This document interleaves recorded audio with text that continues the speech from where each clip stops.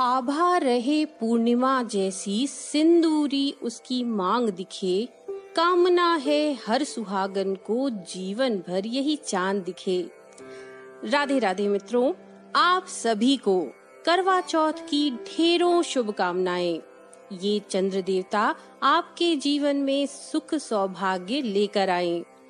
भक्तों, आज हम आपके लिए यहाँ पर लेकर आए हैं करवा चौथ की कथा। लेकिन कथा को सुनने से पहले 13 दाने गेहूं के और उसके साथ थोड़ी सी लपसी या शीरा जो भी आपने बनाया हो हाथ में जरूर ले लीजिएगा। तो चलिए शुरू करते हैं करवा चौथ की कथा। एक साहूकार था, उसके 7 बेटे और एक बेटी थी। 8 भाई बहनों में बहुत प्यार था, हमेशा एक साथ खेलते, साथ भोजन करते। साहूकार की बेटी का ब्याह हो गया। एक बार साहूकार की बेटी घर आई। उस दिन करवा चौथ था। शाम को जब भाई घर लौटे तो बहन से बोले, आओ बहन साथ भोजन कर लें। उनकी बहन बोली, आज करवा चौथ का दिन है और चांद निकलने के बाद ही मैं भोजन करूंगी।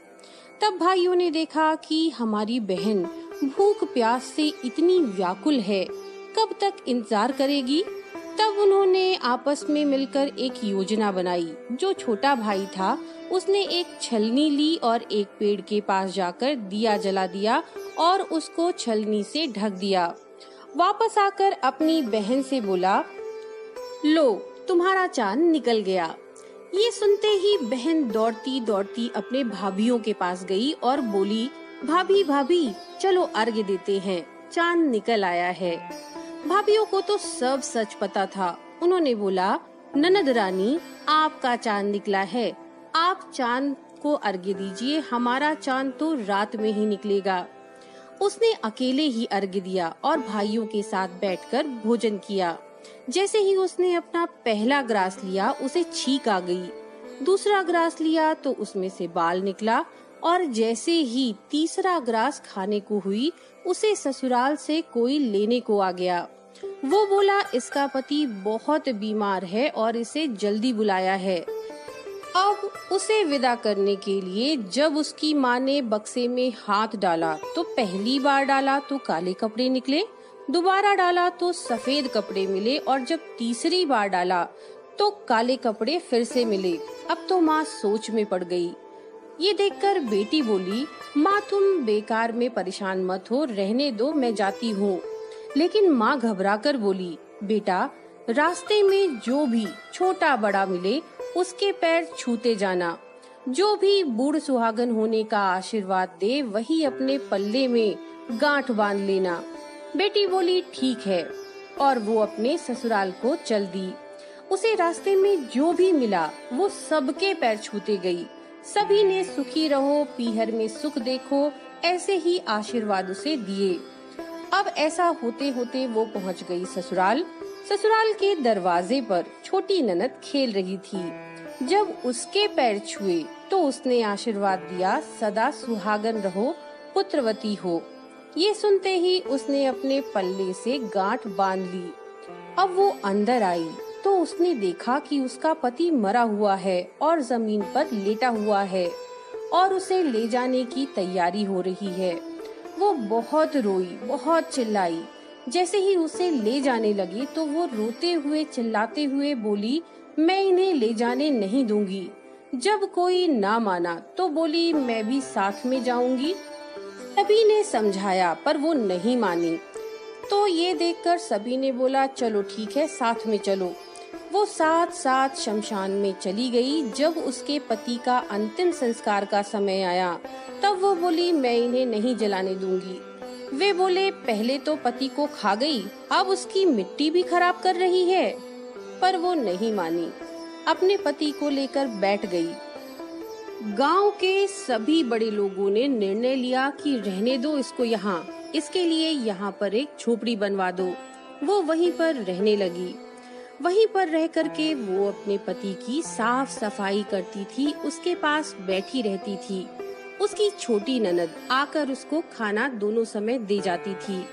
इसके बाद वो हर चौथ का व्रत करती थी, चंद्रमा को अर्घ्य देती थी, जोत देती थी और जब चौथ माता ये कहती आती, करवा ले लो भाइयों की प्यारी करवा ले लो, तो वो चौथ माता से अपने पति के प्राण मांगती थी।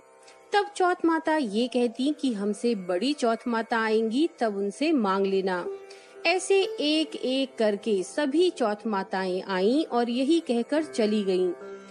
अब आई अश्विन की चौथ माता, तो बोली, तुझसे कार्तिक की चौथ माता नाराज हैं, वे ही तेरा सुहाग लौटाएंगी। फिर कार्तिक की सबसे बड़ी चौथ करवा चौथ आई। तब उसने अपनी छोटी ननद से 16 श्रृंगार का सामान और सुहाग का सामान और करवे मंगवाए। सास ने सोचा पागल हो गई है, खैर जो मांगती है दे आओ। उसने करवा चौथ का व्रत रखा, अर्घ्य दिया, जोत करी। तब चौथ माता प्रकट हुई और बोली, करवो ले भाइयों की प्यारी करवो ले, दिन में चांद उगाने वाली करवो ले, घड़ी बुखारी करवो ले। तब उसने उनके पैर पकड़ लिए और बोली, माता मेरा सुहाग वापस करो। चौथ माता बोली, तू तो बड़ी भूखी है, 7 भाइयों की प्यारी बहन है, तुझे सुहाग से क्या काम।